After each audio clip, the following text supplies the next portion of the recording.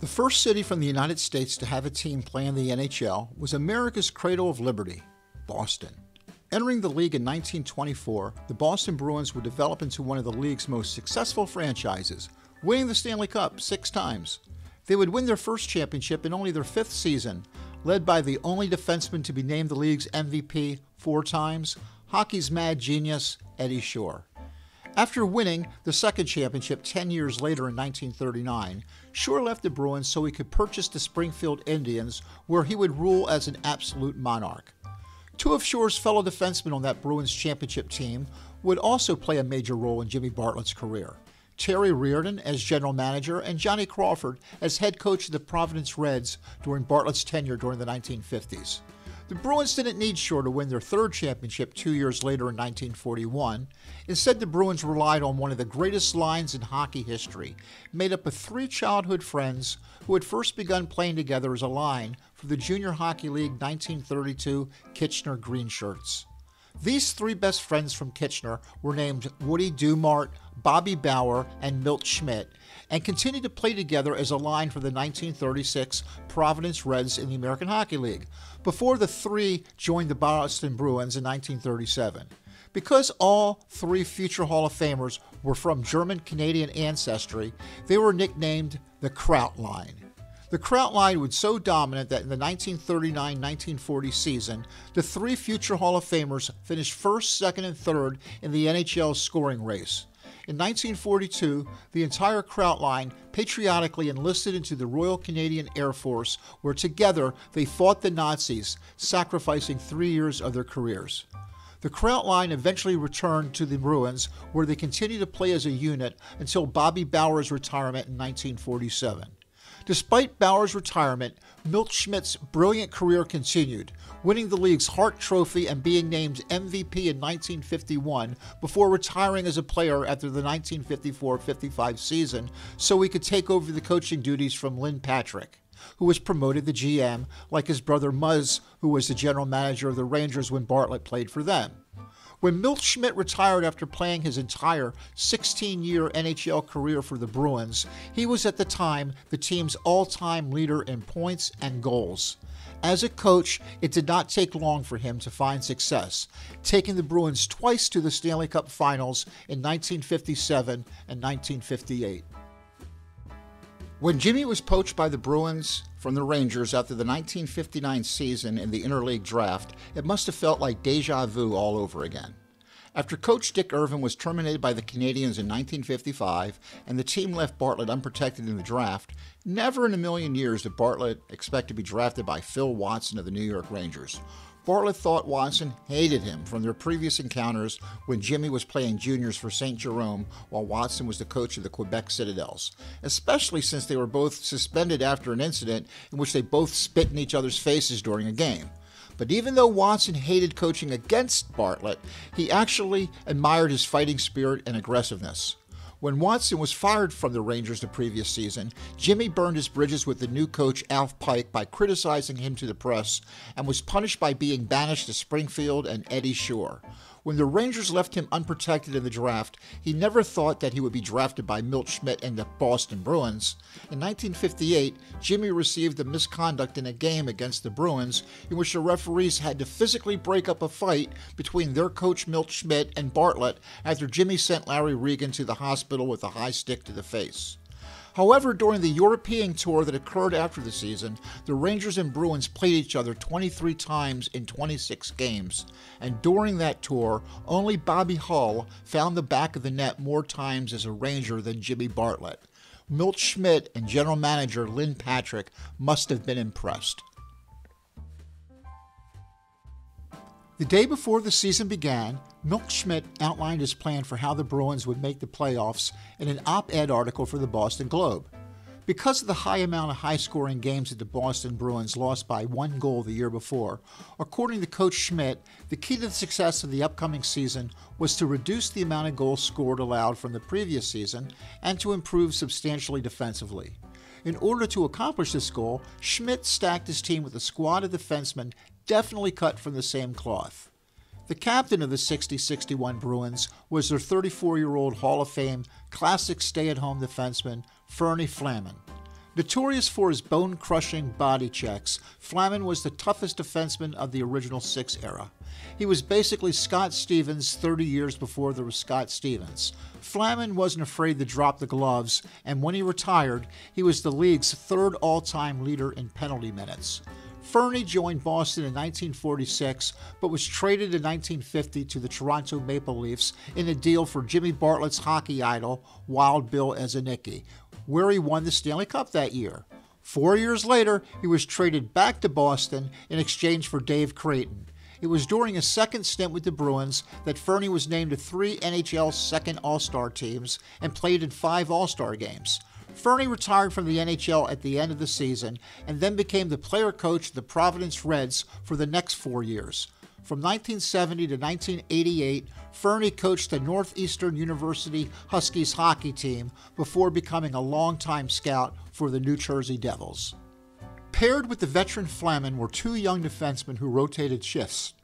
One of these was the 18-year-old rookie defenseman Dallas Smith, who would play in all 70 games of the 1960 season.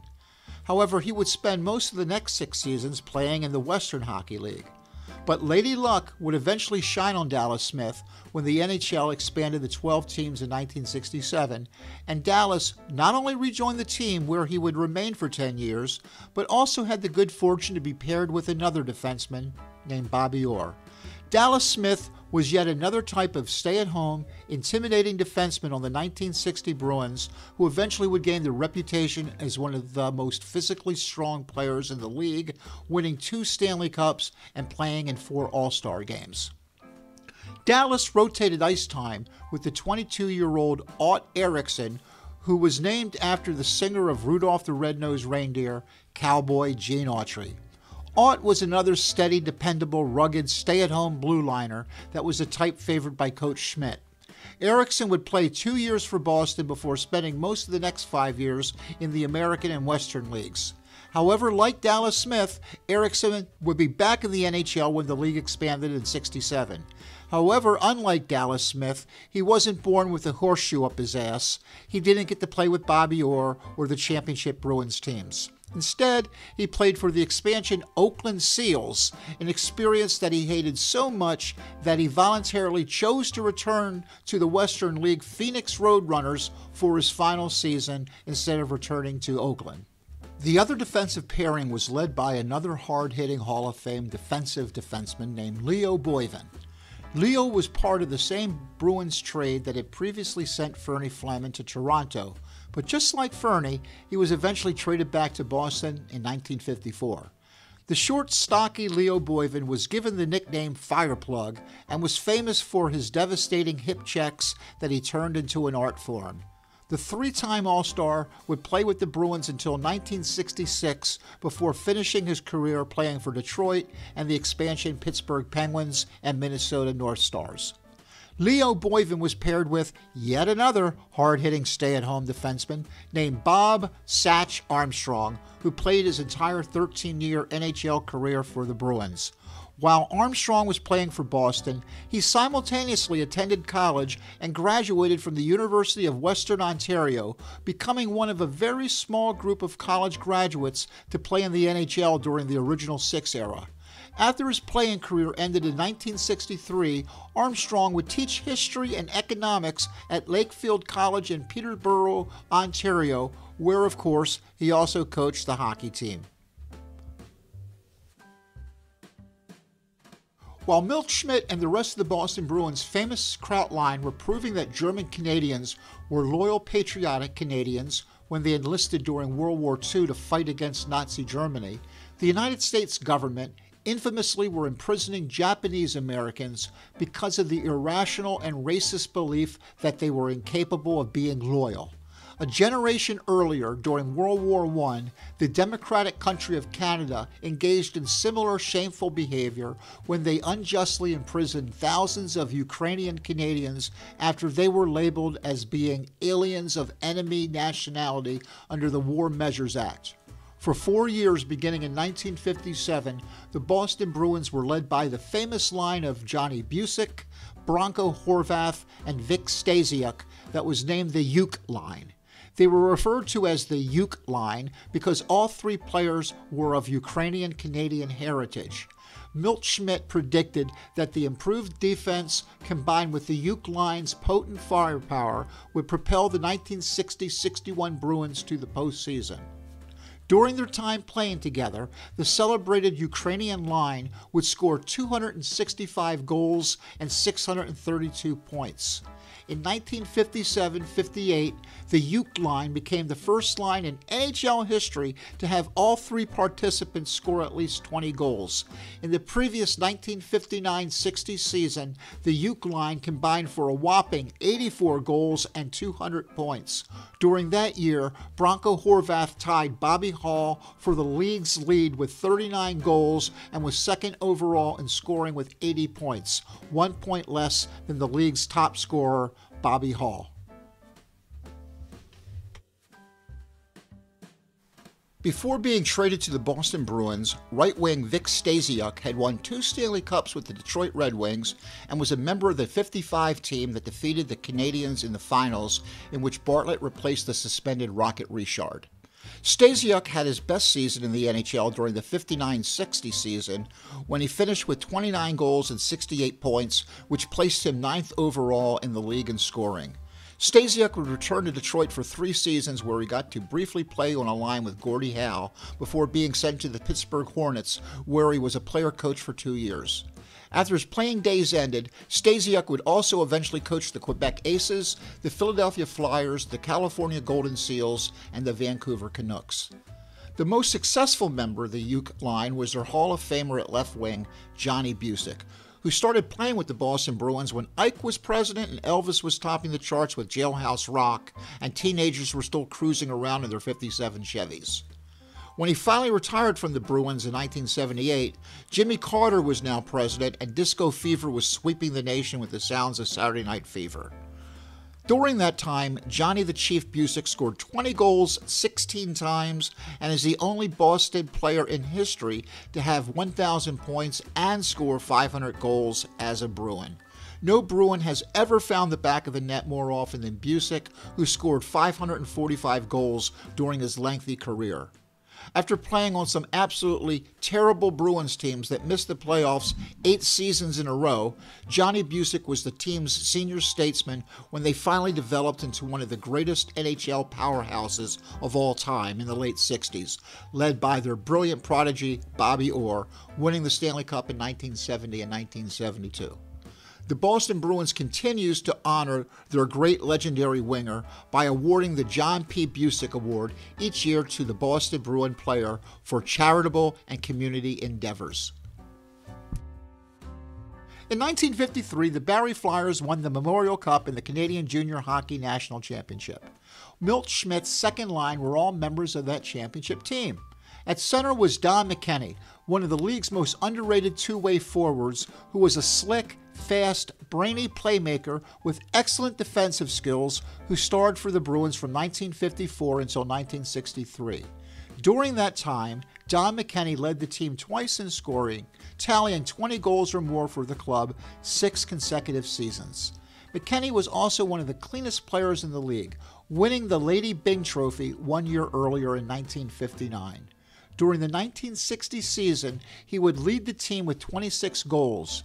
In 1963, McKenney was traded to the Rangers for Dean Prentice and then was part of a massive trade between the Rangers and Toronto the following year, which allowed Don to win the only Stanley Cup of his career before finishing up with the Providence Reds in the AHL.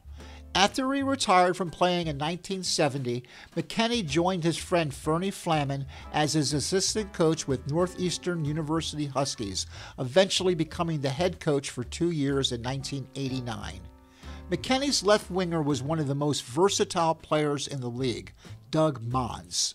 Unlike Jimmy Bartlett, who was a defenseman in junior who was later converted to left wing, Doug Mons played left wing on the Barrie Flyers when they won the Junior Hockey National Championship in 1953, but was then converted to defense when he turned pro the following season, going directly from juniors to the Boston Bruins as a 19-year-old.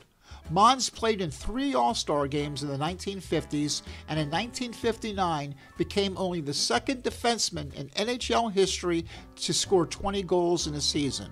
Because of his goal-scoring touch, Coach Schmidt decided to put Mons back on wing for the upcoming season.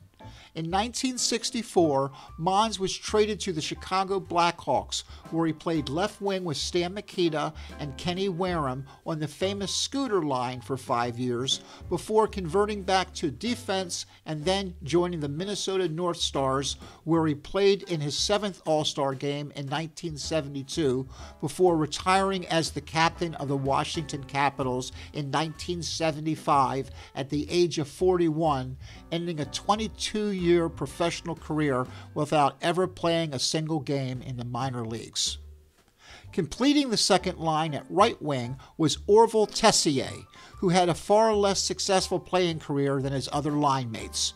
After winning the Memorial Cup with the Barrie Flyers in 1953, Tessier toiled primarily with the Quebec Aces of the Quebec Hockey League, playing only 59 games in his NHL career and scoring only 5 goals.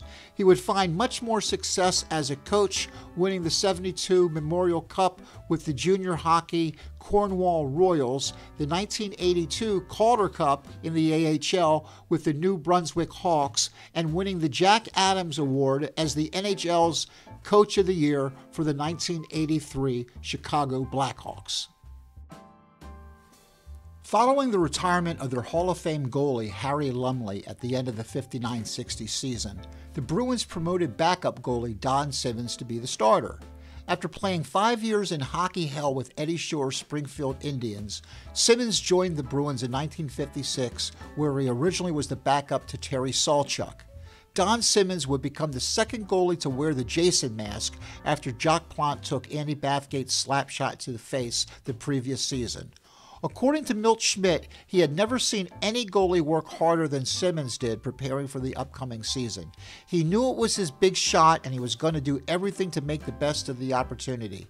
Simmons would eventually be traded to the Maple Leafs, where he would serve as Johnny Bower's backup, coming off the bench to win the Cup, clinching Game 6 of the Stanley Cup Finals.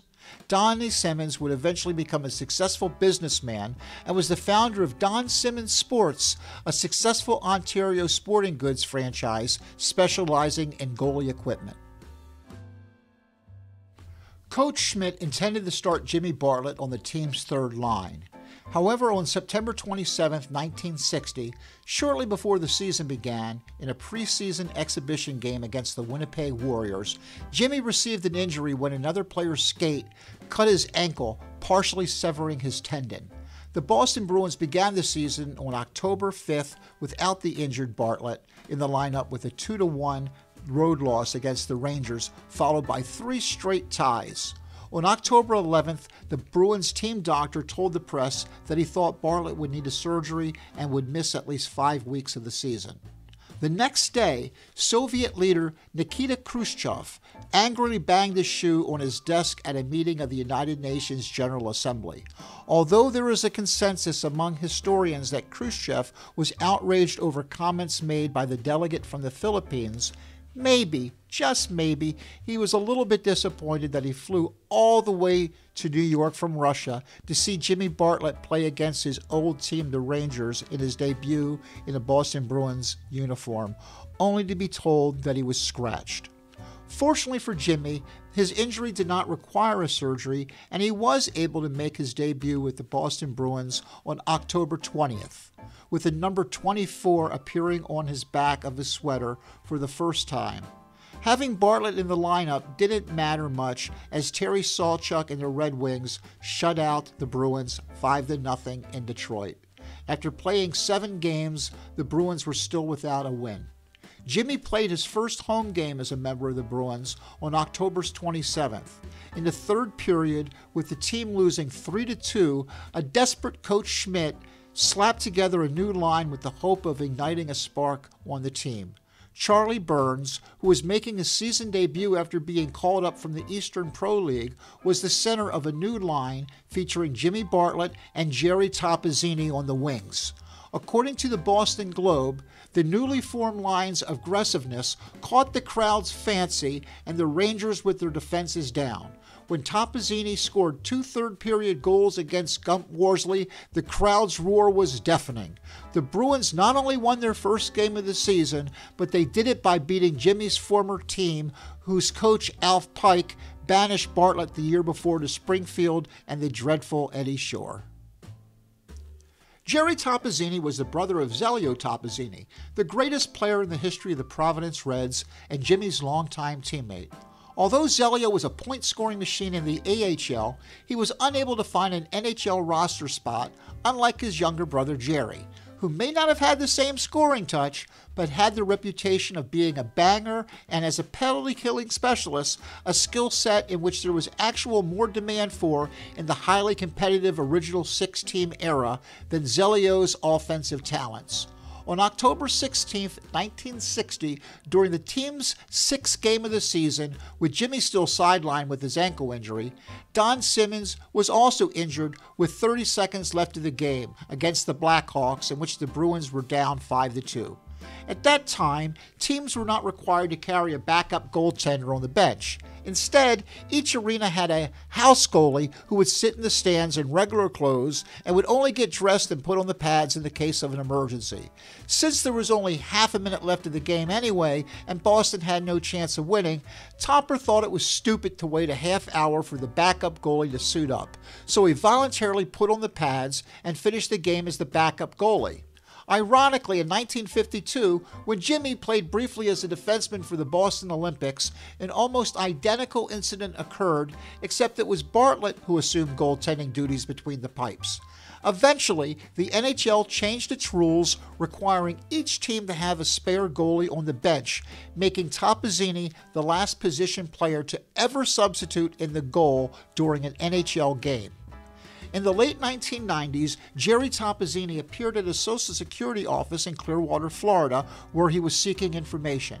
The claims representative who helped him was Kelly Bartlett, Jimmy's second wife, and my mom.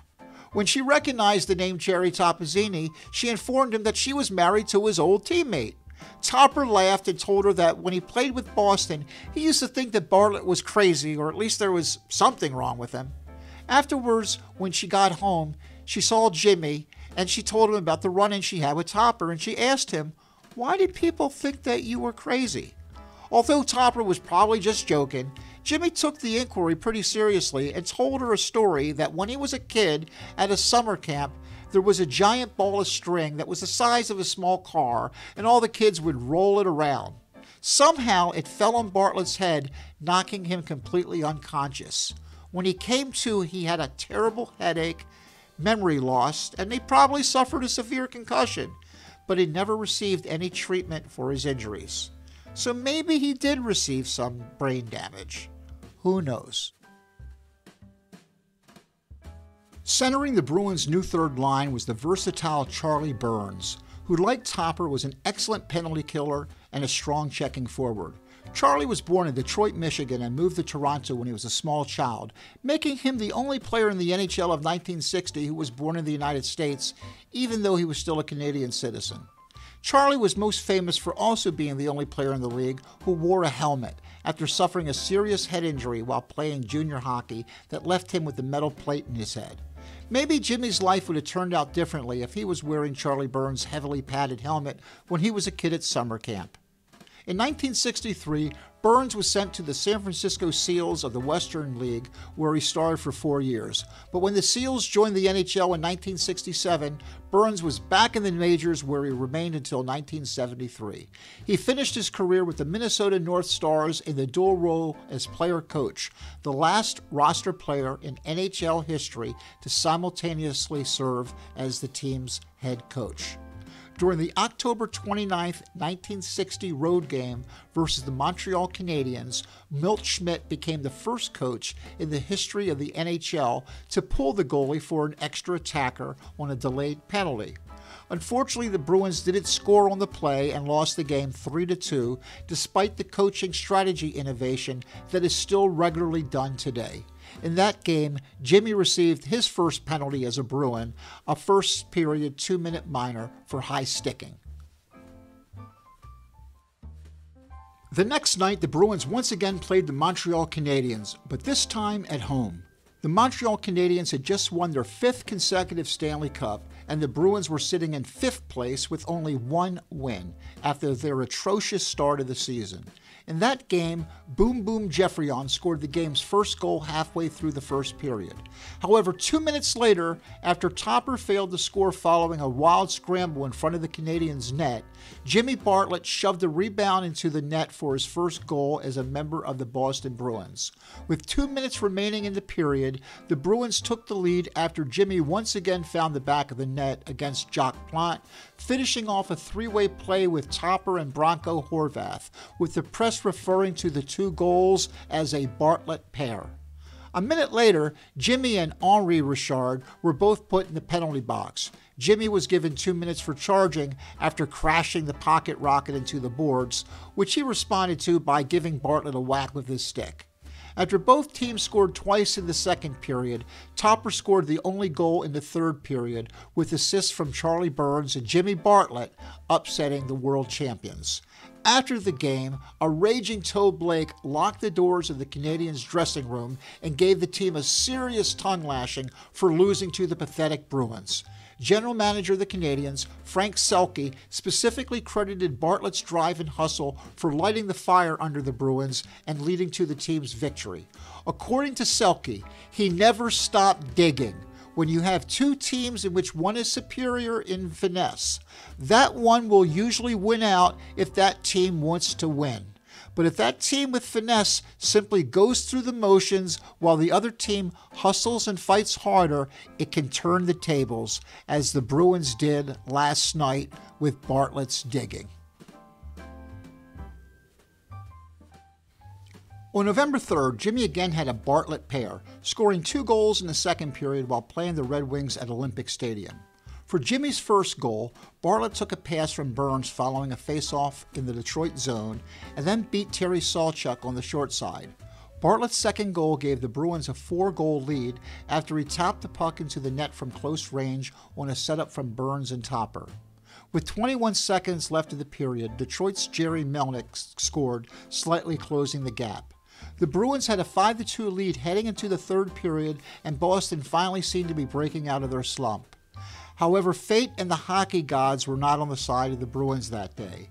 After hearing the loud boos from the fans and receiving a massive tongue lashing by Jack Adams in the dressing room, the Red Wings caught fire in the third period. Detroit scored 6 unanswered goals, utterly humiliating Don Simmons and crushing the spirit of the Boston Bruins with an 8-5 comeback win. Nevertheless, the fans were excited about the recent play of the Burns, Bartlett, and Toppazzini line. In fact, the team actually had a winning record during the first 6 games following Milt Schmidt's creation of that line. On November 9th, Burns exercised modesty when he told the Boston Globe that he was merely lucky and fortunate that Topper and Jimmy had been playing great hockey. We seemed to fit together. The press credited the line's success with the fact that Burns and Bartlett are both diggers who scramble and hustle, hounding the opposition into confusion and frustration, while Topper stays back, waiting for the errant puck, known as garbage, and bongo, there's a goal.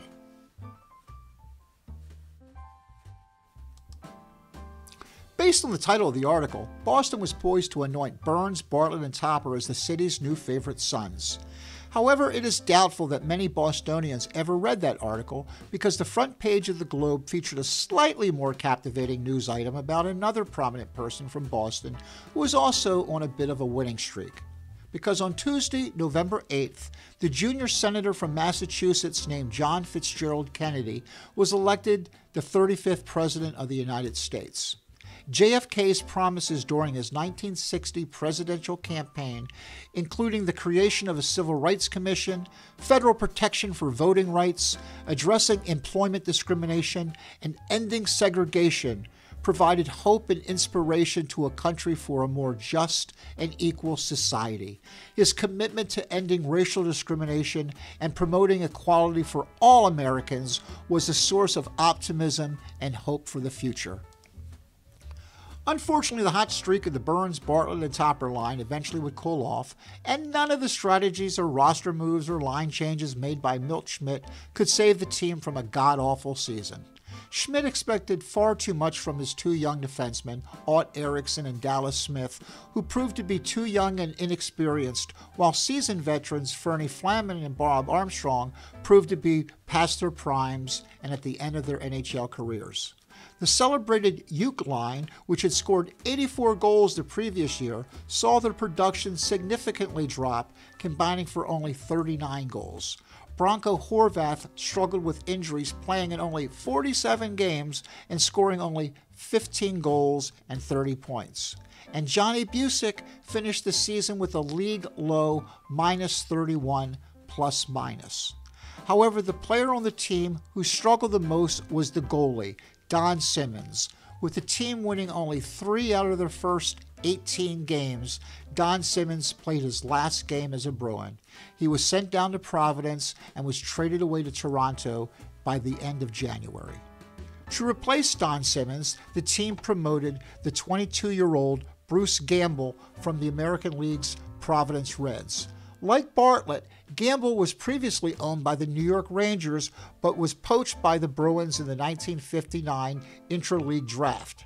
After replacing Simmons, Gamble would remain the starting goaltender for the rest of the season. The following year, Gamble was once again reassigned to the minors, but was eventually called up mid-season once again to replace the Bruins' struggling starting goaltender before being sent back down. After being sent to the Springfield Indians in 1963, where he played 21 games, he refused to report there again the following year and gladly accepted a 1-year suspension rather than having to play another game in Springfield for Eddie Shore. Gamble's gamble played off as he was able to force a trade to the Toronto Maple Leafs in 1965, where he eventually would replace Johnny Bower as the starter. In 1968, Gamble was named the MVP of the NHL's All-Star Game.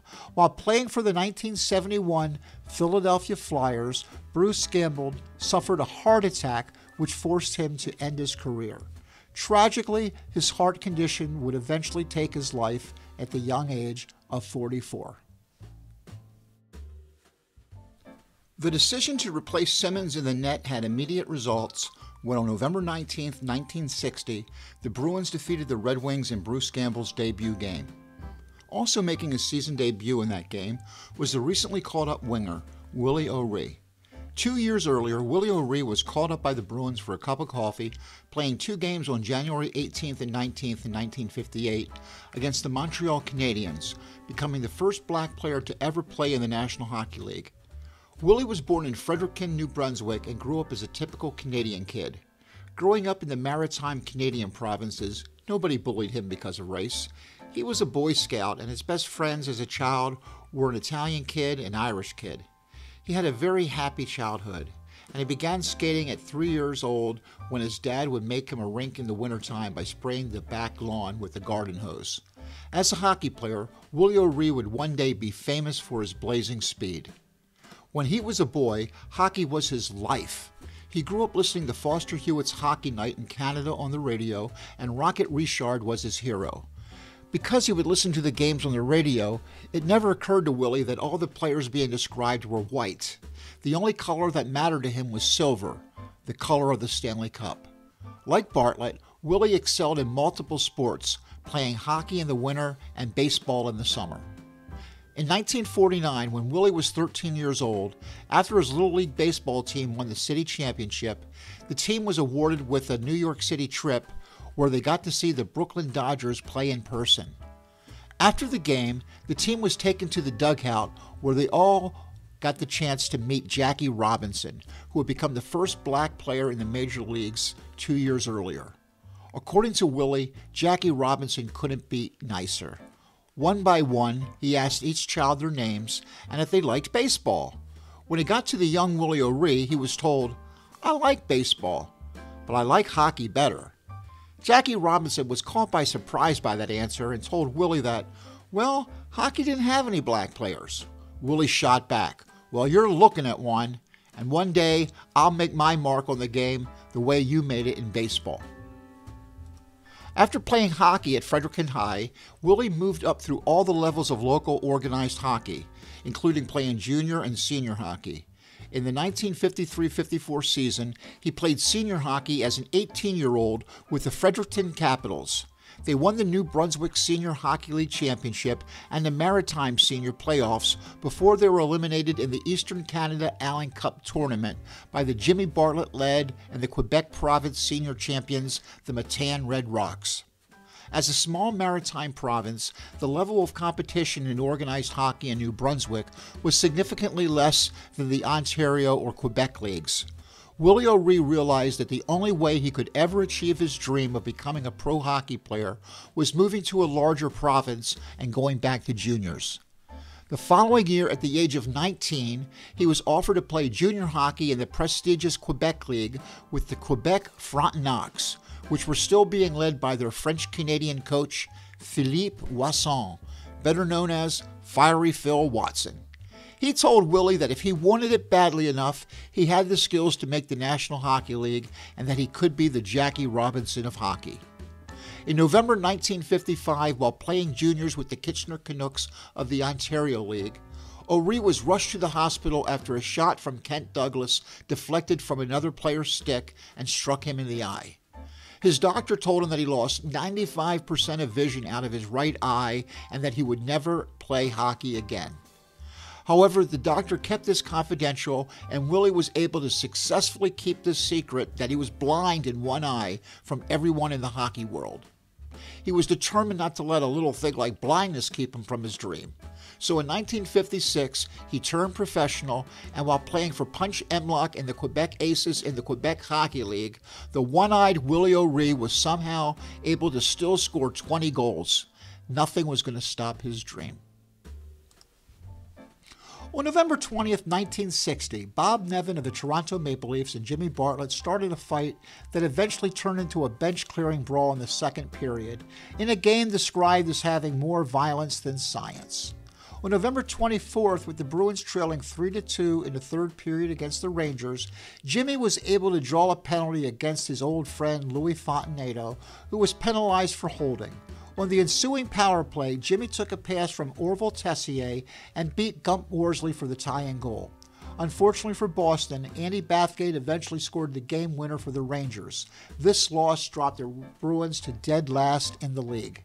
3 days later, general manager Lynn Patrick traded the spare winger Jean-Guy Gendron to the Montreal Canadiens for left winger Andre Pronovost.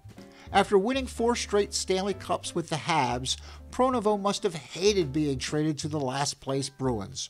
Pronovost was a nice upgrade from Gendron, with him scoring 11 goals in the final 47 games he played with Boston. In 1962, he would be traded to the Detroit Red Wings, where he would play for 2 years before spending the majority of the remainder of his career in the minors. Pronovost's hockey legacy continues to this day. His grandson, Anthony Mantha, is currently a teammate of Alex Ovechkin with the Washington Capitals, while his granddaughter, Elizabeth, is currently a professional referee in the American Hockey League. On November 30th, the Boston Bruins came back from a 2-goal deficit to tie the Chicago Blackhawks. Johnny Bucyk, the general manager of the Hawks, said that the Bruins had noticeably improved since they played them earlier in the season. He said Gamble looked terrific in the net, but the biggest change was that the Bruins hustled all the time, even when they were 2 goals down. Their goals were well earned, the result of hustle. Jimmy Bartlett did a swell job of checking. The Bruins haven't looked so solid as they did against us. On December 1st, the Bruins had their first road win of the season, defeating the Detroit Red Wings 3-2. The win knocked the Wings out of first place and moved the Bruins out of the cellar into 5th place. Bartlett scored the only goal of the first period with assists by Leo Boiven and Topper. In the second period, Gordie Howe poked the puck out from under Fernie Flaman and set up a goal by Murray Oliver that tied the score. However, that assist by Gordie Howe was no ordinary assist. With that assist, Gordie Howe accumulated the 1,093rd point of his career, combining regular season and playoff points, passing Maurice Richard to become the NHL's all-time greatest scorer, a record that Mr. Hockey held until January 10, 1989, when Wayne Gretzky was coronated the new king. Because of the lack of scoring by the top lines, Schmidt moved Topper up to play on the higher lines. Replacing Toppazzini on right wing on the third line with Bartlett and Burns was Leo the Lion Labine, a highly popular fan favorite who had been a member of the Bruins since 1951 and was an expert penalty killer and trash-talking instigator, and he wasn't afraid to use his stick as a weapon. Labine had the reputation of being one of the toughest, meanest, and dirtiest players of the original Six era, at least on the ice. Off the ice, he was a funny jokester and prankster who was very popular with his teammates. Now, who can I think of who has that same type of reputation? The name currently escapes me. Anyway, this would be Labine's final season with the Bruins because his offensive production had dropped off considerably during the last several seasons. Leo would play a few more years in Detroit before heading out west, where he finished his career with the Los Angeles Blades of the Western Hockey League. The newly put-together line made their debut playing together on December 17th against the Maple Leafs. With the Bruins trailing 2-1 in the second period, Jimmy tied the game with a goal against Johnny Bower and an assist from his new line mate Leo Labine. After the Leafs regained the lead following a third-period goal by Frank Mahavlich, Bartlett had another Bartlett pair when he tied the score with a second goal with less than 3 minutes left to play. On the next night, the Bruins lost a 4-2 game to the Montreal Canadiens. However, the third line scored again when Charlie Burns slid one by Charlie Hodge in the third period after getting a good pass from Jimmy Bartlett. Because this was Bronco Horvath's 13th consecutive game without scoring, Milt Schmidt decided to do the unthinkable, split up the famed Uke line. With Don McKenney out with an ankle injury, Topper was promoted to the top line, while Horvath was dropped to center a second line with Andre Pronovost and Willie O'Ree, who was now promoted to play on a regular line for the very first time. The one line Coach Schmidt left completely untouched was the Burns, Bartlett, and Labine lines, because according to the coach, that line has been doing pretty well. But we need more goals from the other fellas. On December 23rd, the Boston Bruins and the Boston Celtics had a joint Christmas party. It was common for hockey players and basketball players to be friends since they played at the same arena. Hockey players would give free tickets to the games for the basketball players and vice versa. I remember as a kid going to a party with the Baltimore Bullets and looking up at everybody like they were giants.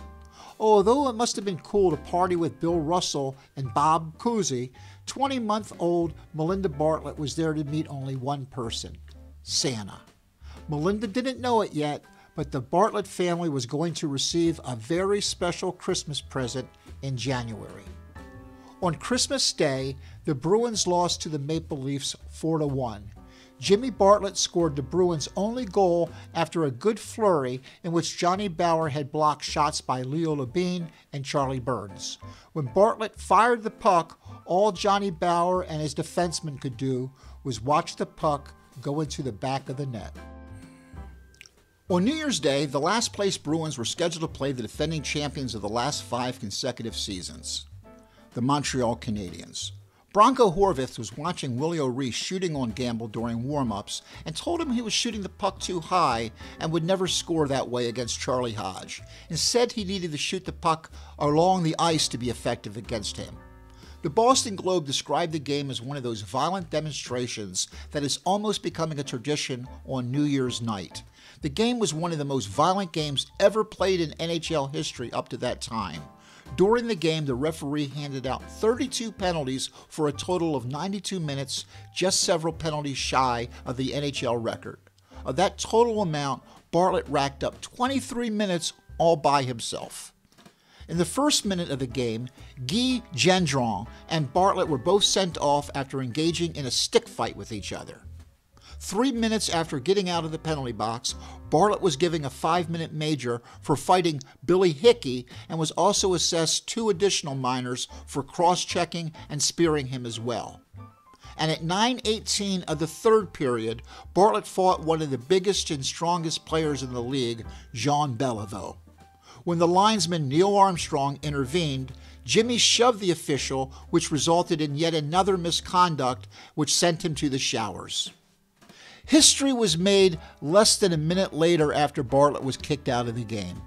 With both sides playing shorthanded, Willie O'Ree took a pass from Leo Boiven and, using his blazing speed, eluded future Hall of Famer Tommy Johnson and then deked Jean-Guy Talbot, who broke his stick in frustration as Willie swooped in front of Charlie Hodge and, remembering the advice Bronco gave him during the warm-ups, fired a 10-footer along the ice for the game's winning goal.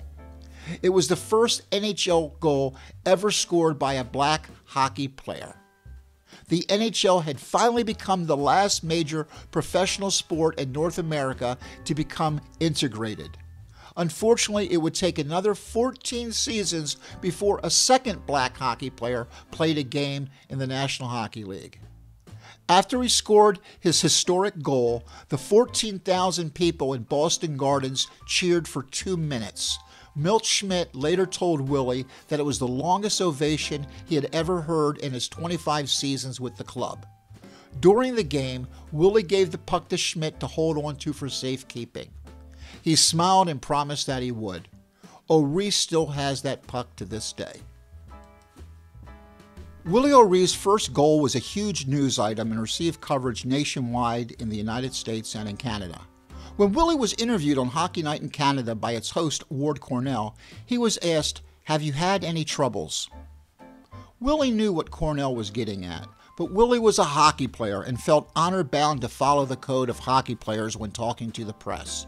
Hockey culture demanded players have a team-first mentality and they should avoid talking about their own unique problems. Hockey players love to get under each other's skin so they can exploit any weakness in their opponents. That is why a player doesn't tell the world when they have a sore rib before a game, because they're just putting a target on their backs. So Willie just said, "No, none that you can say were troubles. I've heard a few jeers, but I guess all hockey players get them." The truth was that troubles was too mild of a word for what Willie O'Ree had to endure. Willie was not exposed to any racial taunts when he was playing in New Brunswick. It wasn't until he played in the Quebec Hockey League that he was first exposed to racism while playing in Chicoutimi, where the fans would chant racial slurs about him in French. However, O'Ree would face racial taunts for the remainder of his hockey career, especially in the United States, with ignorant fans yelling comments like, "Go back to the South," and "How come you're not picking cotton?" When he joined the Bruins, Milt Schmidt told Willie before his debut to just focus on playing the game and not anything else. In other words, ignore any racist insults.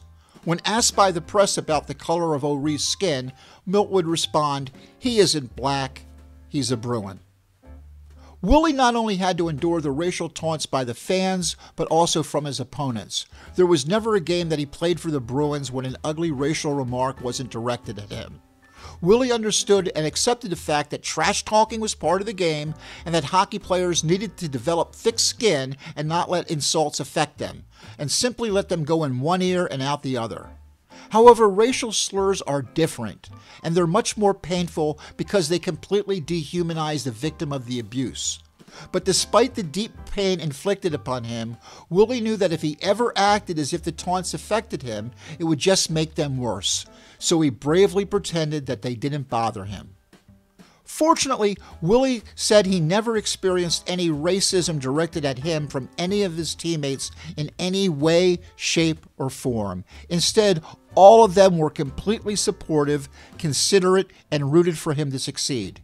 He roomed with Charlie Burns on the road, who he described as having had a great mind for strategy, and he would encourage Willie to see the ice and would talk to him like a coach. He called Don McKenney one of the nicest guys he ever met in his life, and loved the fact that Topper knew where to get the best Italian food in any city on the road. In the eyes of his teammates, Milt Schmidt was right. Willie O'Ree wasn't black, he was a Bruin.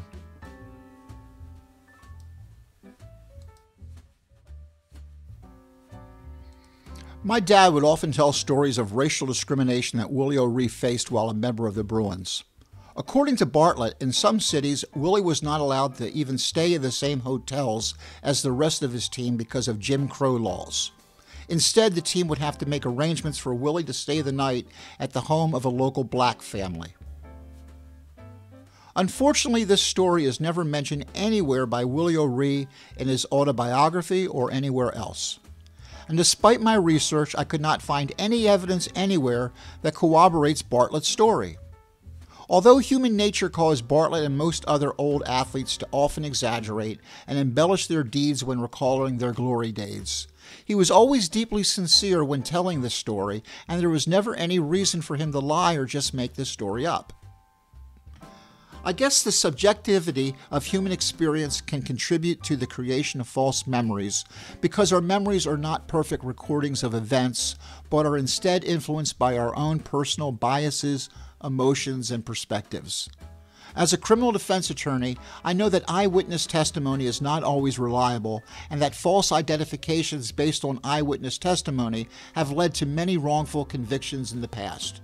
It is called confabulation when a person remembers something that did not actually happen, but they believe it to be true. It can happen in people with certain medical conditions or even in healthy people. Memories can change over time and become distorted because of aging, especially if new information is added or details are forgotten. This can cause people to remember things that did not actually happen, or at least not exactly in the way that they think they did. Scientific studies have shown that the human mind is very suggestible and easily manipulated, and how easy it is for false memories to be formed by many various factors and yet be completely believed by the individual. It is even possible for multiple people to have shared false memories, which is referred to as the Mandela effect. It is called the Mandela effect because thousands of people claim to remember Nelson Mandela in the mid-1980s dying, although he didn't really pass away until 2013. Most people remember playing the game Monopoly as a kid, and the rich tycoon Mr. Monopoly who appeared on the chance and community chess cards, wearing a top hat and a bow tie and sporting that big white mustache. And he was wearing a monocle in one eye, right? But that would be wrong. Although most people would claim they clearly remember the monocle, they are wrong. Mr. Monopoly never had a monocle. Ever. In all likelihood, while recalling events from more than 60 years ago, Jimmy probably blended some of his memories of Willie O'Ree with the memories of another black hockey player named Ray Leacock, who was his teammate on the 1952 Cincinnati Mohawks. Because there were many more hotels in the NHL cities of New York City, Chicago, and Detroit than in Troy, Ohio, and the other small cities that comprised the semi-pro International Hockey League, it was much more likely for the Mohawks' road accommodations of 1952 to have been affected by the Jim Crow laws of the American heartland than for the Bruins who were traveling to America's largest cities in 1961. Willie not only had to endure racist taunts, but dirty play from opponents as well, who would cross-check him and run him into the boards just to see what the black guy would do. One night, after an opposing player had just called Willie the N-word, O'Ree decided to do something about it, so he told the ref, "This guy just called me a nasty name." The referee asked Willie, "Well, what do you want me to do about it?" and skated away. Willie said that although he never wanted to be a fighter and had very few penalty minutes in the 1960-61 season, he was eventually forced to fight more and more each year, not because he wanted to fight, but because he had to fight. In Willie O'Ree's autobiography, he described in great detail the worst experience he ever had with another player in his career. He wrote that it happened at a game played in Chicago Stadium, the first game that he would ever play there, where he was looking forward to playing against Bobby Hall to see if he was even faster than Willie. However, he would not get to see how he matched up because within the first 2 minutes of the game, the Chicago right winger Eric Elbows Nestorenko called Willie something nasty and then took his stick and butt-ended him in the mouth, knocking out Willie's 2 front teeth and breaking his nose. Then, according to Willie, Nestorenko stood there smiling and called him the N-word again. Willie this time stayed on his feet and just stared him down. Nestorenko swung his stick, Willie ducked under it and instead smacked Nestorenko in the head with his own stick, opening up cuts on Nestorenko that required about 15 stitches to close. Both benches cleared and a giant brawl broke out. According to Willie O'Ree, after the brawl was broken up, both players were assessed 5-minute majors for drawing blood and 10-minute misconducts. According to O'Ree, he was taken to the dressing room, where they locked him in it for the rest of the game for his own protection. The room didn't have a TV, so for the whole game he just sat there by himself wondering what was going on, a prisoner in Chicago Stadium. In 1991, Willie claimed that he was in Chicago for an All-Star Game alumni function, and he ran into Bobby Hall, who Willie always said was really friendly and nice to him. When he went to the bar to get his wife a glass of wine, who did Willie run into? Eric Nestorenko. Nestorenko didn't call him the N-word or butt-end him in the mouth with a stick this time. Instead, he simply looked at Willie and said, "Hi, Willie, how's it going?" Willie has repeated this story many times, and hockey lore becomes hockey history. Box scores only provide the most basic information. Without film or video of the actual games from the original 6 era, the only way we can know the details of what happened in any given game is from second-hand sources, the description of the games from the press, and stories told by the players themselves. But because these descriptions and stories are subjective memories, they may not be entirely reliable. But without these stories, all we have left are just a bunch of numbers. The stories provide the color to a black and white world. So it is important when studying history that we listen to these stories, but to do so critically with the understanding that all stories are subjective memories and that sometimes there is a fine line between truth and legend. For instance, I could not find anything that corroborates Willie's story about his debut game playing in Chicago. Willie made his debut playing in Chicago on December 28, 1960. Although Willie claimed both players received 5-minute majors and 10-minute misconducts in the first 2 minutes of the game, according to the box score, Willie never received any penalties at all during that game. And the only penalty Nestorenko had in the first period was a 2-minute minor during the last 15 seconds of the period. In fact, Willie did not receive a major penalty or a misconduct in any game at all during the entire season. According to the Chicago Tribune, Willie was only on the ice 4 times that night. He touched the puck twice, losing it each time, once on a hefty check by Jack Evans of the Blackhawks. The article never mentions any stick battle or conflict at all between O'Ree and Nestorenko. It didn't mention any bench-clearing brawl. And although the article mentioned a cut to the forehead to Chicago's Pierre Palat and a trip to the hospital for Moose Vasco's sprained ankle, the article said nothing about Nestorenko needing 15 stitches or Willie suffering a broken nose and losing 2 front teeth. Nothing at all. And if you watch the video of Willie's interview after he scored his first goal 4 days later, Willie doesn't appear to have a broken nose or to be missing any teeth.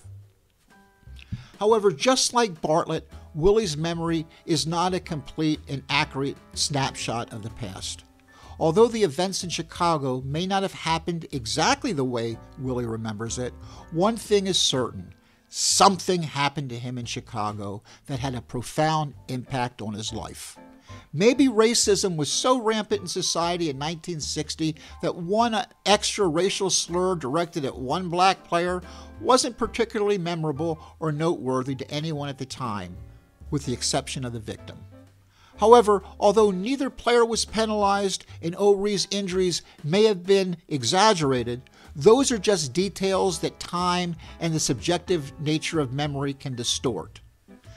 However, because the experience was so emotionally painful for him, nobody should doubt the basic truth or the core facts that Willie O'Ree was called the N-word before and after receiving a dirty hit from Eric Nestorenko. Bartlett used to say that if he wasn't an athlete, he would have liked to have been a cop. That's not surprising because when he played hockey, he often saw himself in the role as the team's policeman. Hockey cops were called enforcers because their job was to enforce the hockey code, also known as the unwritten rules of hockey.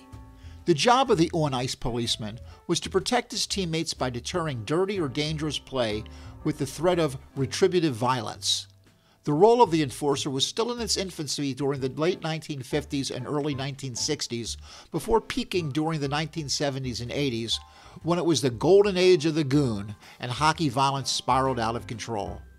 However, most old-time hockey players to this day still sincerely believe that the code is what kept players safe from serious injury. If any player on the other team took a run at or gave a cheap dirty shot on one of Bartlett's teammates in violation of the code, Jimmy would go after them and there would be hell to pay. In the New Year's Day game, when Willie scored his first goal, Bartlett racked up 23 minutes fighting everybody in sight. I could easily claim that Bartlett received those penalties valiantly fighting to protect Willie O'Ree from the racist opposition, and that he went crazy after hearing O'Ree called the N-word during the game. However, the truth is, I have no idea what set off Bartlett's temper in that game. It probably had nothing to do with Willie O'Ree, but then again, maybe it did. We will never know for sure. Without film or recordings of the actual game, box score statistics remain like fossils, a faint echo of the past, providing us with only the most basic of information. The rest of those moments will be lost in time, like tears in rain. However, it doesn't really matter why Bartlett lost his temper that game. What does matter is that Bartlett would have stood up and fought for Willie, and probably did at some time during the season fight for Willie. Not because he was inspired by a speech by Martin Luther King Jr., but because of the code. The hockey code that obligated him to fight to protect his friend and teammate.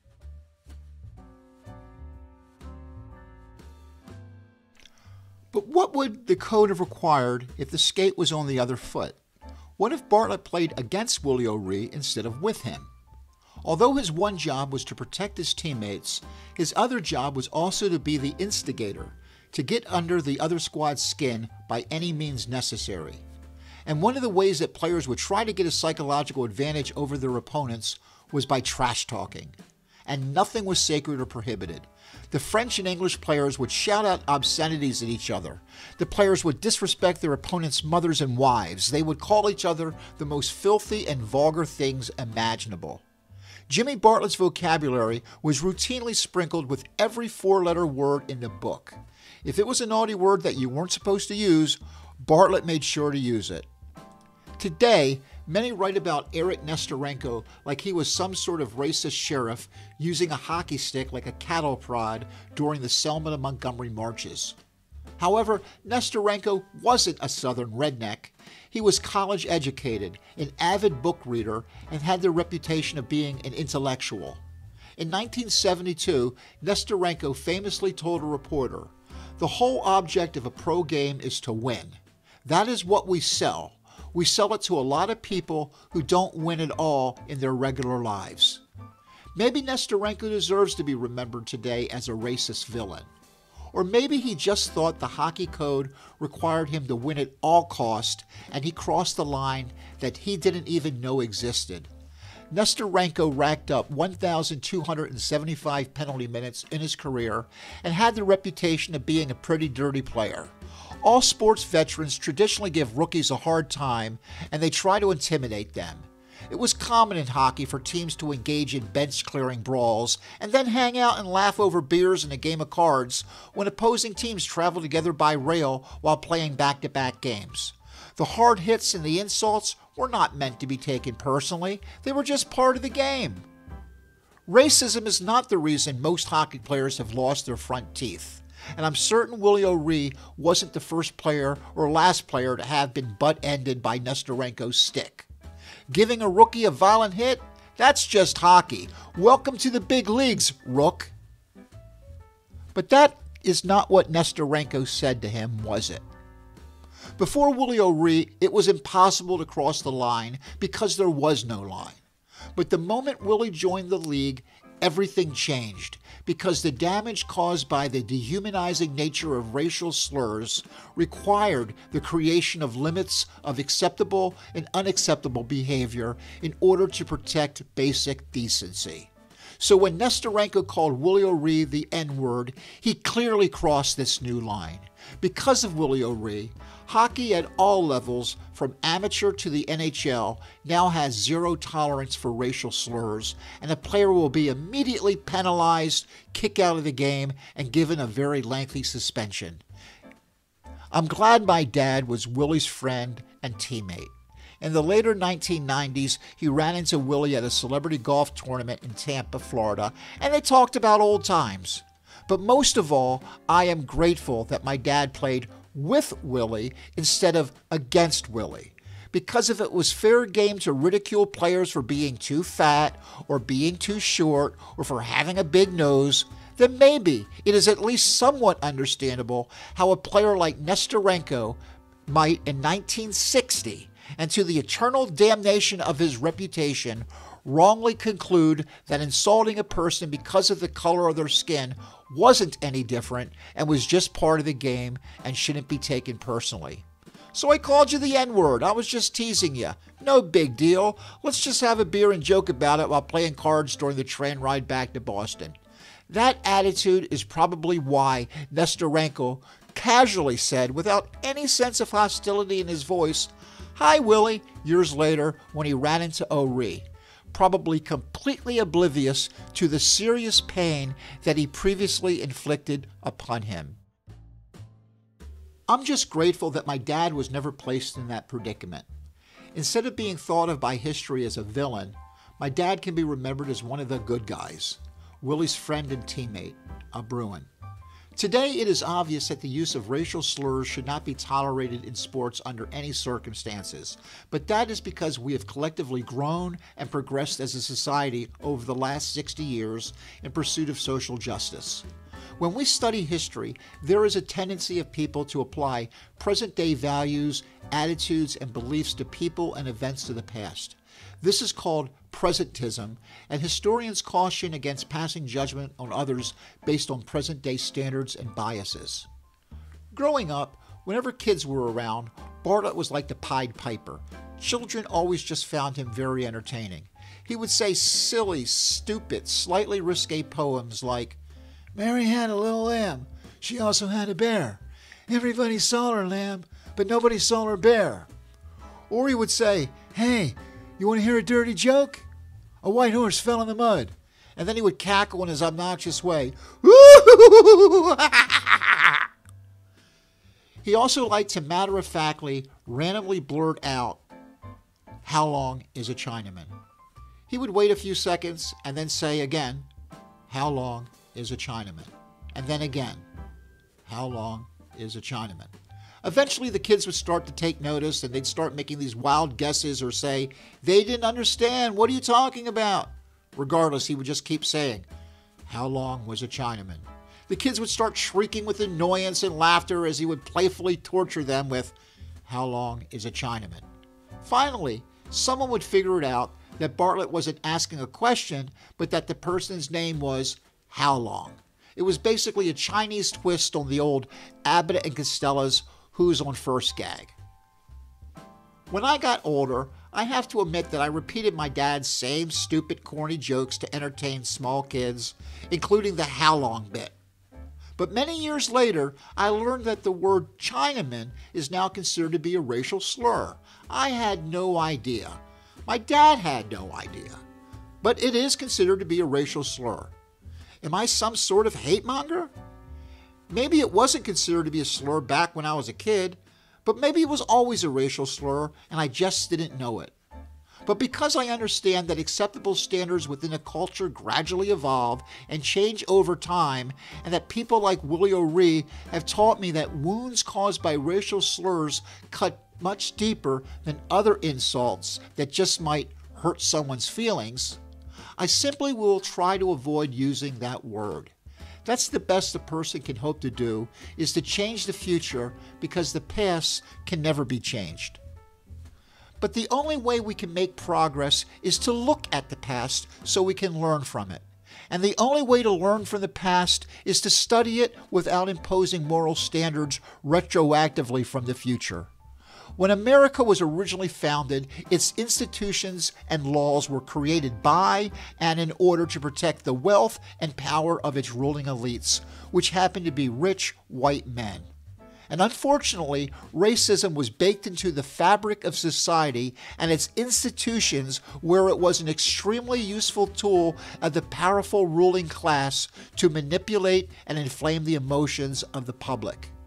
Any racism directed to Willie O'Ree by Nestorenko was dwarfed in comparison to the systemic racism inflicted upon generations of black athletes who were not allowed to even compete in Major League Baseball, the NFL, the NBA, or the NHL by the cartel of rich white men who owned and controlled the major leagues.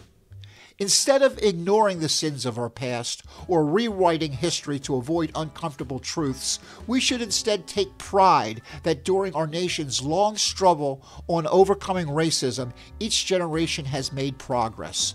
Although we have not yet reached Martin Luther King's promised land, each generation has been more tolerant and more inclusive than the previous one. Millennials are less bigoted than their baby boomer parents, who are also less bigoted than their greatest generation World War II parents, and so on. The players in the NHL in 1960 were born in the late 1920s and the 1930s and were part of the silent generation, the generation who were children and teenagers during World War II. Compared to millennials and Zoomers, almost everyone born before 1940 are more racist, sexist, xenophobic, and homophobic than they are. And that is a good thing. It shows progress. But we should not just simply compare ourselves to our parents' generation so we can feel morally superior. Instead, we should compare our parents' generation to their parents' generation and take pride that although our parents' generation may not be perfect, they damn sure made progress. We are better than our parents because our parents made sure that we were better than their parents. And one day, the children of millennials and Zoomers will complain how their parents were so bigoted and intolerant back in the 2020s. That is why we should remember the heroes of the past, not by ignoring their sins and pretending they were saints, and not by condemning them as villains for their shortcomings compared to contemporary moral standards, but by simply telling the truth, because only then can we celebrate the truly remarkable progress that each generation has made towards achieving the goals of equality and social justice. On January 11, 1961, Melinda Bartlett received a baby brother for Christmas when Jimmy's wife Helen gave birth to their son, who they named James. However, he was not a junior because his middle name was Joseph and not Baker. Because of this, he grew up with everybody calling him JJ. Well, everybody except for his older sister Melinda, who would just call him Jay.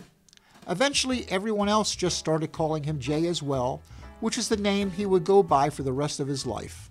On January 12th, Jimmy Bartlett was described as a perpetual motion type who rescued his team from outright humiliation when he put on an industrious little display by scoring late in the last period to earn the Bruins a 4-4 deadlock with the Rangers after he batted in his own rebound past Gump Worsley at 16-16, breaking Boston's 3-game losing streak.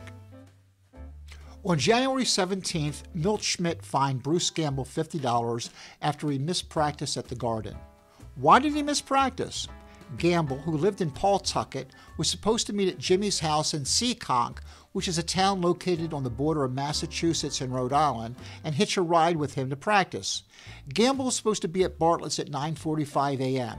After waiting for 15 minutes without hearing from Gamble, Jimmy realized that if he waited any longer, he too would be late and fined as well. So he had no choice if he wanted to avoid being late, so he left.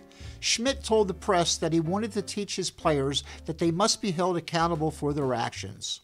On that same night, President Dwight Eisenhower delivered his famous farewell address, warning against the growing power of the military-industrial complex's influence on the government and how a lack of accountability is not only detrimental to the success of a hockey team, but to democracy itself.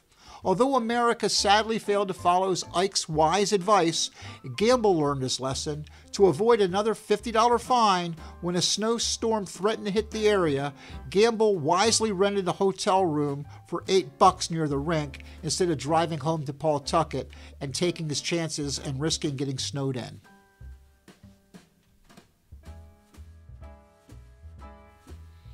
On January 20th, 1961, President Kennedy was sworn in as the President of the United States and famously challenged Americans to ask not what your country can do for you, ask what you can do for your country. Desperate to change his team's success, General Manager Lynn Patrick asked himself not what the Bruins could do for him, but what he could do to help his lowly Bruins.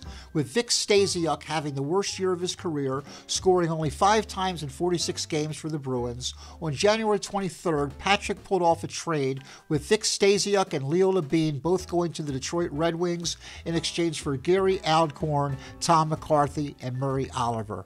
The Uke line officially was no more. From 1956 until 1958, Gary Alcorn split time playing for Toronto and the AHL's Rochester Americans, but he was poached by the Red Wings in the 1959 Interleague draft and was able to score 22 goals that year, playing quite a few shifts with his hero Gordie Howe. However, with only 2 goals so far in the 1960 season, he became expendable to the Wings. Alcorn was one of the brainiest hockey players of his era. After retiring from professional hockey at the end of the season, Gary returned back home to Winnipeg, where he received a master's degree in virology and an MBA. He helped revolutionize hockey equipment with a company he founded named Flack Equipment, which was later bought out by hockey giant Bauer. Left winger Tom McCarthy had been the property of the Detroit Red Wings since 1956, but only played a total of 36 games during his 3 short stays with the club. At the time of the trade, McCarthy had 30 goals in 45 games for the Sudbury Wolves of the Eastern Professional Hockey League, which was the successor league to the Quebec Hockey League, where Bartlett played for Chicoutimi. Despite being a talented goal scorer everywhere he played, McCarthy was never really given a real shot in the big leagues. He would score only 4 goals in the 24 games he appeared for the Bruins after the trade, but would eventually never have another opportunity to play again in the NHL. Sent back to the Eastern Professional League the following season, McCarthy scored 53 goals for the Kingston Frontenacs. In 1964, his contract was sold to Toronto, who sent him to the Tulsa Oilers of the Central Professional League, where he again scored 53 goals. After he was poached by the Canadiens the following season in the draft, he was assigned to the Cleveland Barons of the AHL, where he scored 33 goals in 65, 36 goals in 66. In 1967, he scored 34 goals for the Baltimore Clippers and 31 goals for the Rochester Amherst in 1968 in his final full season as a professional. The best player in the Detroit trade was the 23-year-old center, Murray Oliver, who scored 20 goals and was the runner-up for Rookie of the Year the previous season. Oliver would play in 4 All-Star games as a member of the Boston Bruins, where he scored 20 goals 3 consecutive years before being traded in 1967 to the Toronto Maple Leafs for Eddie Shack. In 1970, the Leafs traded him to the Minnesota North Stars, where he played for 5 more seasons, retiring after playing more than 1,100 games in the National Hockey League.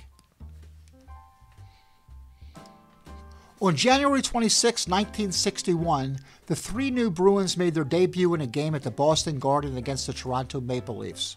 Although Tom McCarthy accidentally scored a goal against his own team, Boston was still able to prevail 5-4 in an exciting game after Andre Pronovo scored the game winner in the 3rd period.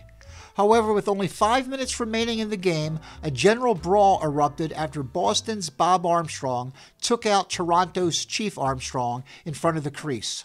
While they were going at it, Don McKenney took on Bob Baughan, and Jimmy Bartlett fought against Larry Hillman, renewing a feud that occurred during the AHL playoffs the year before when Bartlett's Springfield Indians eliminated Hillman and the Providence Reds.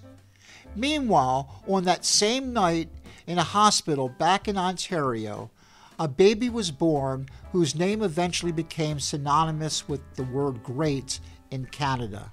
His parents named him Wayne. On February 2nd, Jimmy scored Boston's first goal in the first period against Glenn Hall in the Bruins' 2-2 tie against the Chicago Blackhawks, with assists from Gary Alcorn and Leo Boiven. Boston's second goal of the game was Don McKenney's 20th goal of the season, making him the first Bruin in history to score 20 goals in 6 different seasons. On February 11th, the Leafs beat the Bruins 6-3 at the Toronto Garden. In the first period, Bartlett and the Big M, Frank Mahavlich, were both put in the penalty box after throwing a few punches at each other. With 10 seconds left of the game, Jimmy was sent off the ice for interference. Although a very insignificant game, this is the only televised footage in existence that I am aware of with Bartlett playing for the Boston Bruins. Left wing, Alcorn on the right, Toppazzini and Boiven. On the face-off, shot. Cleared the puck out over the line. Less than a minute to go in the game. Boston. They call it slashing. 18:54 was the official time. The puck is back to Toppazzini. He shoots one. That goes off to the wing, deflected off Baughan. Bucyk trying to pass it out in front. And it hops out over the line. Shot. On the left wing, takes a long shot. And will steer that off to the side. Regan failed to get it out. Shot bumped into Regan. And Alcorn goes down the right wing with 25 seconds left. Up over the blue line. A drop pass for Bucyk. Bucyk faked the shot. Still has it. Passes back to Boiven. A shot. Wide. Bauer whacked it off the boards. And it's Bucyk coming out in front. Playing stop. And there's going to be a penalty in the play. Baughan and Bartlett were mixing it up in front of the Leaf net. We'll see who gets the penalty. The Boston player was beside Bauer. And he's going to get a penalty. Bartlett. Now Boston gets the gate. And with 11 seconds left, we'll wait for it officially as to the time. On February 16th, the Bruins were blown out by the Canadiens 9-1, barely avoiding a shutout, when Jimmy Bartlett scored Boston's only goal in the third period against Jacques Plante. After the game, Schmidt praised Jimmy's play and credited him for the way he kept digging, which he said would earn him an increase in playing time. Despite this, prior to the team's next game against the Detroit Red Wings, coach Milt Schmidt intended to start Gary Alcorn on a line with Murray Oliver and Andre Pronovo after moving Doug Mons back to defense. However, at the 11th hour, Milt Schmidt played a hunch after noticing that Bartlett seemed to be all steamed up, so he'd figured he'd give him a first crack at the job. Jimmy scored the first goal of the game against goalie Hank Bassin, capping a scramble around the Detroit net with a 16-footer. 2 minutes later, Pronovo scored for the Bruins with assists from his new line mates Murray Oliver and Jimmy Bartlett. Near the end of the period, Jimmy and Warren Godfrey of the Red Wings were both sent to the box after swinging their sticks at each other's faces. Despite the good play of the new line, the Bruins blew a 2-goal lead and had to settle for a 3-3 tie. After the game, Schmidt said that Bartlett had played so well his first time on the ice that he decided to leave him on the line, and he played well the entire game. Noting how well Bartlett has played all season against the Blackhawks, Schmidt announced that he intended to keep Bartlett teamed up with Oliver and Pronovo for their next game against the Chicago Blackhawks. In the February 26th game against Chicago, Bartlett again scored the first goal of the game when he tipped in a deflection past Glenn Hall after a long shot from Murray Oliver. Despite the early lead, the Hawks blew out the Bruins 7-2. On March 9, 1961, after the Detroit Red Wings took a 2-0 lead in the first period, Jimmy again responded with the first period goal, beating goaltender Hank Bassin with assists from Doug Mons and Jerry Toppazzini at 15:22 of the first period for Jimmy's 15th goal of the season. Unfortunately, Gordie Howe scored goals in the second and third periods that put the game out of reach.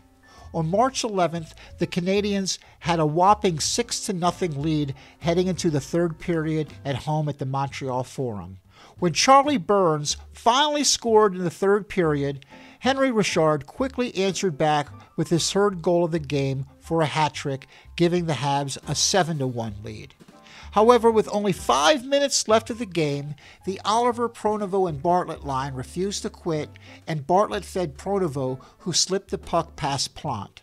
A minute later, at 16:05, Murray Oliver scored with assists from Bartlett and Pronovo. Murray Oliver scored again with 65 seconds left on the clock. Then Pronovo scored his second third period goal in the final 32 seconds of the game. Unfortunately, the comeback came up short, and the Bruins still lost the game 7-5. Jimmy's 2 assists were his final points for the Bruins that season. On March 12th, Frank Mahavlich was attempting to become the second player to ever score 50 goals in an NHL season and was entering the game 3 goals short. After a goal was voided out by the referee in the final 3 minutes of the third period, after Gamble was able to successfully stop all of the Big M's shots on goal, Bartlett taunted the Big M and got under the skin of the frustrated Mahavlich. This caused the two of them to drop the gloves in what was described as a wild swinging bout, in which Mahavlich had a tremendous advantage in weight and height against the smaller Bartlett. When the fight had been broken up and the players were being escorted off the ice, Mahavlich again attacked Bartlett, and the two of them started fighting again, this time adding 10-minute misconducts to their fighting majors. The Bruins faced the Chicago Blackhawks at home for the final game of the season on March 19, 1961. Before the game commenced, Leo Boiven was awarded a trophy for being the most outstanding Bruin, as voted by the local press and media. Playing for nothing but Boston pride, the team put on a spirited performance before the hometown fans. Jimmy Bartlett racked up 7 penalty minutes within the first 100 seconds of the game. Both Bartlett and his Blackhawk opponent received 2-minute minors for sticking their hockey sticks in each other's faces. But this was merely the appetizer for the main course, as they both dropped the gloves as the 5'9" Jimmy Bartlett took on the biggest player in the league, the 6'3" defenseman, Moose Vasco. For his entire life, Jimmy bragged about how he was able to drop the Moose with a single punch. It was probably his favorite story from his NHL career. However, although the box scores show that they were both given fighting majors, because there is no film of the game, the details of the fight are lost in time. Although the Bruins scored first with a first-period power play goal by Don McKenney, Chicago had taken a 2-1 lead by the end of the first period. According to the box score, with 5 seconds left of the first period, Eric Nestorenko was sent off the ice for elbowing Willie O'Ree, and Willie was given 2 minutes for responding with a high stick. Did the passage of time cause Willie O'Ree to confuse and mash up the details of this incident with the attack that he said had previously happened in Chicago? Since all memories are subjective, we can never ever be certain as to their accuracy. Over time, memories can become distorted or embellished as they are passed down through generations or retold in various forms of media. And despite the best attempts of researchers to determine the most accurate and reliable account of the past, without objective proof, the line where historical fact blends with legend is often blurred. And as the reporter famously said at the end of The Man Who Shot Liberty Valance, when the legend becomes fact, print the legend. In the second period, taking a pass from Tom McCarthy and with his back to the net, Willie O'Ree received a nice ovation from the hometown fans when he delivered a low backhander for the Bruins' second goal of the night, tying the game at 2. However, 30 seconds later, the Hawks regained the lead. But in the third period, Don McKenney deflected a shot from Topper for the tying goal, and then while playing shorthanded, Gary Alcorn fired the puck through Charlie Burns' legs and past Glenn Hall for the game winner. After the game, the team's organist played "Should Old Acquaintances Be Forgot?" According to the Boston Globe, that after the terrible seasons that the Bruins had, they predicted a lot of old acquaintances will be gone, if not forgotten, and that the team was going to be making a lot of changes. It was reported after the game that that was Milt Schmidt's last game as the head coach of the team, and that he was being kicked upstairs to become the new assistant general manager to Lynn Patrick. Jimmy was relieved that Schmidt was out as coach because he was currently on Milt Schmidt's shit list. During a team meeting, when Schmidt was reaming out the team, Bartlett made the mistake of snickering or saying something flippant, which caused Schmidt to ask Bartlett, "Why do you always have to act like an asshole?" Jimmy responded with a childlike, "Well, it takes one to know one," which caused the team to burst out in laughter and Milt Schmidt's German blood to boil. The boys of Beantown did not just have a bad season, they had a historically bad season. The last time the Boston Bruins finished in last place was in 1924, the team's very first season in the NHL. It was only the second time in their history that the Bruins would finish dead last in scoring, but the team had still not yet reached rock bottom. The Bruins would not make the playoffs or even have a winning record again until 1967 when the league expanded and Hall of Famers Phil Esposito, Bobby Orr, and Jerry Cheevers were now starring on the team. Don McKenney was the only player in 1960 to crack 20 goals with 26, followed by Johnny Bucyk with 19. Toppazzini, Horvath, Burns, and Jimmy Bartlett were all tied for third on the team with 15 goals apiece. Jimmy felt secure that since he tied for third on the team for goals, despite playing on the third line, while also acting as the team's top instigator and enforcer and leading the team that year in penalty minutes, he had finally found a hockey home.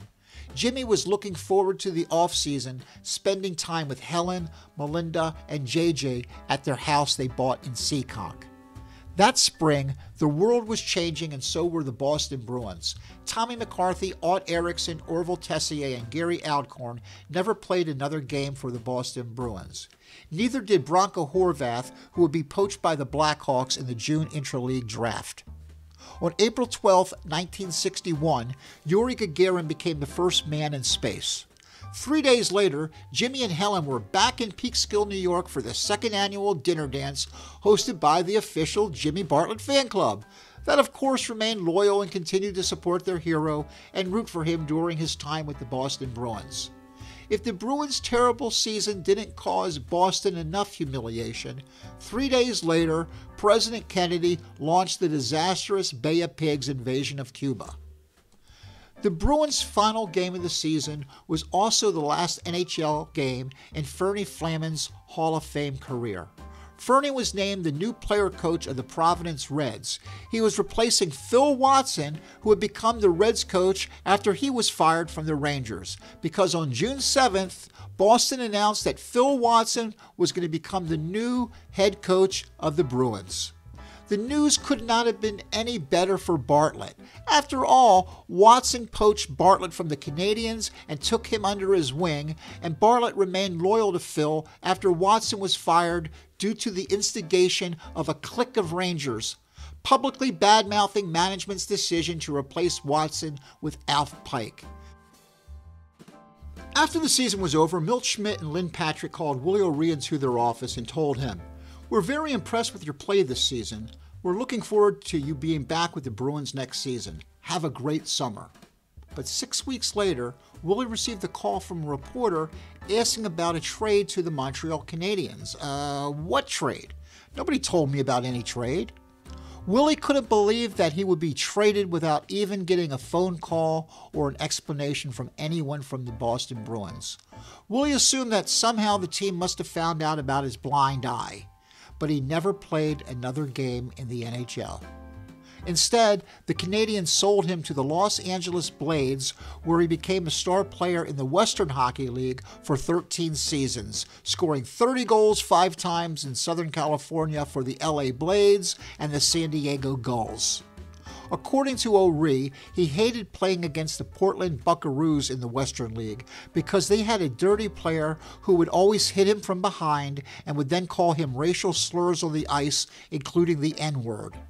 And to make matters worse, he was, according to Willie, a coward who refused to drop his gloves and fight like a man. His name was Doug Messier. His son became one of the greatest players in the history of the NHL, Mark Messier. In 1962, in his first year with the Los Angeles Blades, Willie was invited to an NAACP luncheon to honor Jackie Robinson. When Willie arrived at the luncheon, the great Jackie Robinson came over to him and said, "Willie O'Ree!" remembering him to his great surprise. "I met you back in Brooklyn, and you told me when you were a kid that you were going to be a hockey player, and so you are." Since 1998, O'Ree has been the NHL's diversity ambassador, traveling all across America to schools and hockey programs to promote messages of inclusion, dedication, and confidence. Willie was inducted into the Hockey Hall of Fame in November 2018. Also that year, the league created the annual Willie O'Ree Community Hero Award to recognize the individual who has worked to make a positive impact on his community, culture, or society to make people better through hockey. In 2022, President Joe Biden awarded O'Ree the Congressional Gold Medal for his contributions to hockey, inclusion, and recreational opportunity. O'Ree is the only player in NHL history to receive this honor. The 1960-61 Bruins were so bad that they were terrible. In a way, they were actually great. After winning 5 straight Stanley Cups, the Montreal Canadiens were defeated by the Cup-winning Chicago Blackhawks, who would not win the championship again for another 50 years. Not that many people who are alive today have any memory that Chicago won a trophy more than 60 years ago. Because winning the Cup, after all, is just an entry on a Wikipedia page. The name of a city listed after a year on a long list of other teams and other years. When their star player Bobby Hull died in 2023, the praise from the press was very muted, despite his reputation as being one of the game's all-time greats. That's because in 1997, the Golden Jet was quoted as saying Hitler had some good ideas and claimed that the black population was growing too fast and expressed his support for genetic breeding. And that was from the Black Hawk that Willie O'Ree said was always nice to him. They may not have won as many hockey games or the Stanley Cup like the 60-61 Chicago Blackhawks, but the Boston Bruins truly did something remarkable that season. They successfully integrated the last of Major League sports. And unlike the 1947 Brooklyn Dodgers, that was a great team filled with a bunch of superstars who cruised to the National League pennant behind the great Jackie Robinson's leadership, the 1960-61 Bruins was a team playing under the intense stress of a horrific losing season. It could have been easy for the Bruins to take out their frustrations on each other or to cast blame on or scapegoat their black rookie, but they didn't. They stuck together under the worst conditions. The Boston Bruins achieved greatness by proving that the only thing that matters is the loyalty to the color of your teammate's sweater. Lynn Patrick, Milt Schmidt, and Willie O'Ree all deserve their places in the Hockey Hall of Fame, and the entire team should be celebrated for their role during the Civil Rights Movement. Bartlett may not have wanted to be a part of history, he just wanted to play hockey. But I'm happy that unlike Eric Nestorenko, he was on the right side of history, even if just as a footnote, and I'm grateful that despite my dad's many imperfections, the world is a better place because of the part that he helped play in it. One day, Phil Watson called Bartlett into the office and asked him to take a seat. "What's going on, Phil?" "The team wants to let you go, Jimmy." Bartlett couldn't believe it. "Why?" Phil said it wasn't his call, but it had come from upstairs. Bartlett always thought Milt Schmidt was still pissed, but who knows. Phil said there was nothing he could do. However, he said that Bartlett shouldn't worry because Punch Emlock and the Toronto Maple Leafs were trying to get rid of Dick Duff and were interested in Bartlett, and that he would probably be drafted by them in the June draft, and he could then play with his old friends Eddie Shack and Johnny Bower. Bartlett told Phil that he did not want to play for Toronto. He did not want to go back to Canada. His wife was American, his kids were American, and they had a home in Seekonk. Jimmy did not want to move his family from city to city like vagabonds, and he did not want to live in Canada or whatever team the Leafs might send him to while his family remained in Seekonk during the season. Watson asked Jimmy, "Well, what do you want me to do?" So Jimmy asked Phil to do him a favor which would guarantee that he would not have to move. He asked Phil Watson to sell his rights to the Providence Reds. So on September 5th, 1961, it was announced that Jimmy Bartlett was sold by the Boston Bruins to the Providence Reds. Every player who scored 10 goals in 1960 played in the NHL the following season, except for Bartlett, who scored 15. For the first time in his adult life, Jimmy was not owned by an NHL team. It did not matter how many goals he would score in Providence, they owned him. There would be no calling up to the big leagues. In 1967, when the league expanded and many players in the NHL called up players from the American Hockey League to join them in the expanded league, Jimmy wasn't eligible because he was owned by Providence. When Willie O'Ree and Jimmy Bartlett played their final game for the Bruins, neither player was aware that it was the last time either one of them would ever play a game in the National Hockey League. And just like Willie O'Ree, who played his best hockey in California after his NHL career ended, Jimmy Bartlett was just getting started.